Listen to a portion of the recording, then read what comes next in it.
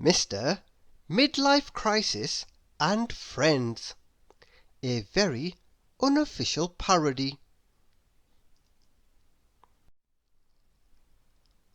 Mr. Midlife Crisis has just had a big birthday. He tried to deal with it the modern way, going to a festival, doing a triathlon, and having a hair transplant.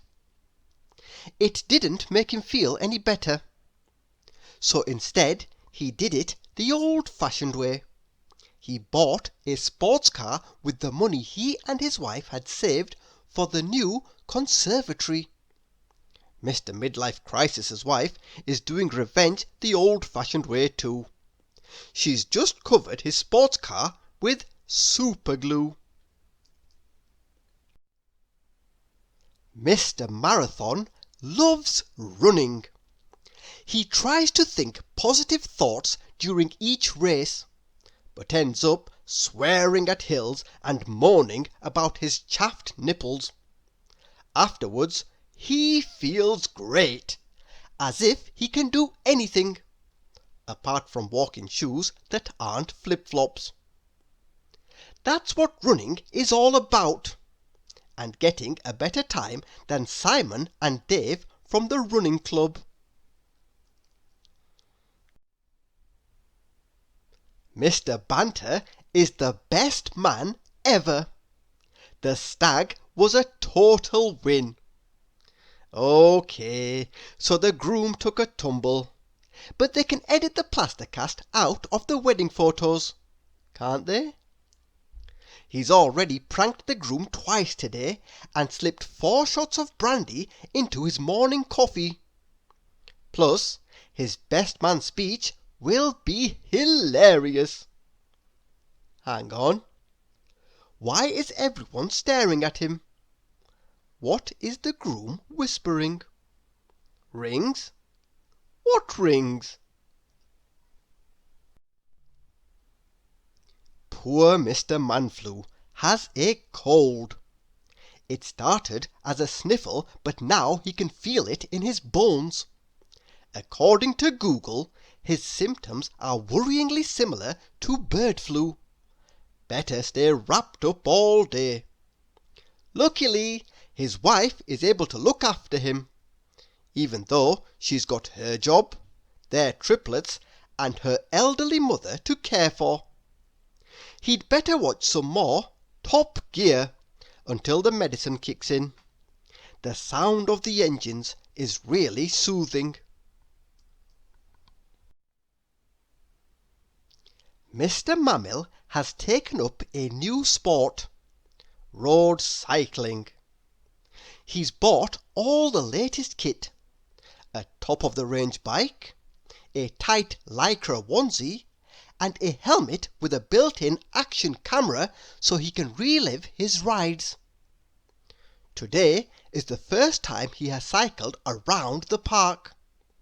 Usually he rides around the pond in his garden, or polishes the bike in his garage. One day he might actually try cycling on the road.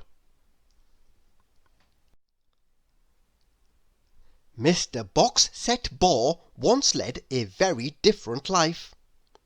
He used to play football and go to the pub.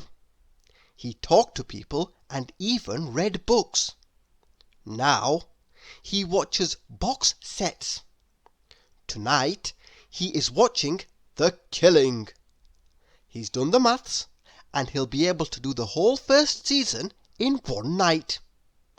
The next morning he opens the bathroom door violently in case there's a serial killer behind it, and says thank you to the newsagent in Danish. Mr. Dad Dancer loves a party. Wherever there's music and a floor to dance on, he's ready to show off his moves, from the hand clap boogie and whistling shuffle to the sidestep slide. He does not care what anyone else thinks. He just wants to have a good time and, more importantly, to totally embarrass his kids. After all, that is what being a parent is all about. Mr. Geek cannot wait for Comic-Con. He has bought his tickets, planned the panels to attend, and picked the stars he wants to meet. Now, what to wear? He checks out the cosplay forum. There is a heated discussion thread between the Thronies and the Trekkies. He can't decide whether he's #Team John or #Team Spock. In the end, he decides to go as John Spock. Now that is a crossover he can really get behind. Mr. DIY loves his shed. It is full of things that only he finds useful, like jam jars filled with rusting screws, tins stuffed with Allen keys, broken tools, and bits of wood to stir paint with. He loves DIY projects too. Today he is making a porthole window for his shed out of the washing machine door. His wife is going to be so pleased, especially when he wins Shed of the Year. Mr. Middle-Age is worried it is too late. He spent his youth enjoying himself and having fun. Now that he is approaching the big 50, he has noticed a wrinkle or three, not to mention his disappearing hairline. He looks at the bathroom shelf. What was that stuff his wife told him to put under his puffy eyes? Toothpaste? That's it. Yes, he's sure that's what she said. It's not too late, is it? Mr. Competitive Dad often gets carried away.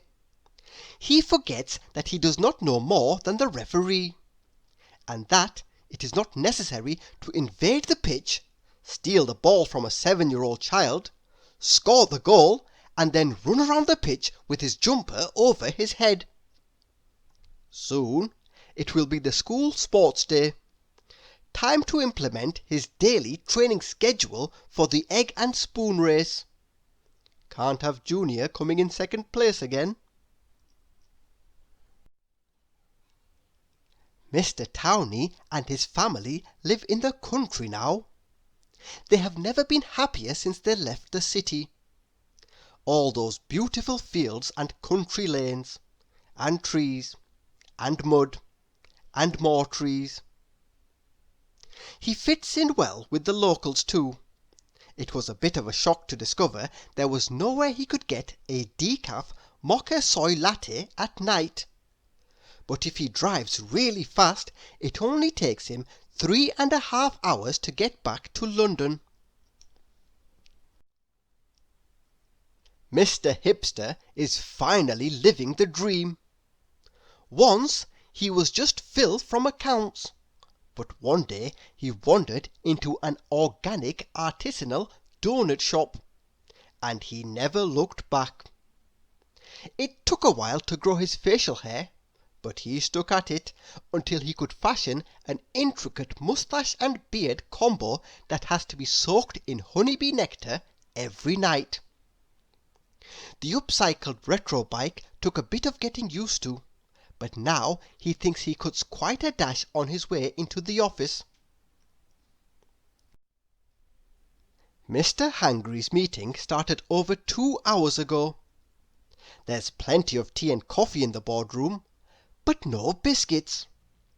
He knows there are biscuits. He saw them on a plate outside. But despite this, no one has brought them in yet. All Mr. Hangry can think about is biscuits. For the past hour he has been blaming his rumbling stomach on airplanes. Being hungry is making him angry. If someone doesn't do something soon, he's going to... Oh, here's Andy with the biscuits. That's better. Mr. Commuter quite likes his train journey. It's true that it takes him 3 hours each way, but he does have a lovely house in the country. It is a shame that he only gets to sleep there. But the train is his sanctuary. He plays lots of stimulating games on his phone. Sometimes, to cheer himself up, he watches people who got on after him struggling to find a seat. It is the small things in life, really, isn't it? Thank you for listening.